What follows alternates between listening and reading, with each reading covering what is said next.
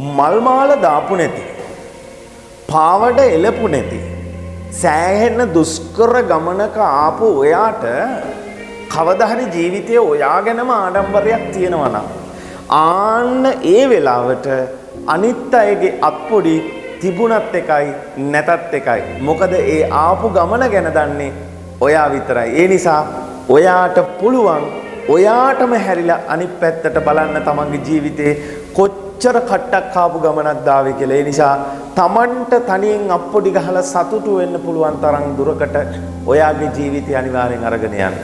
අන්න එදාට ඔයා දිනු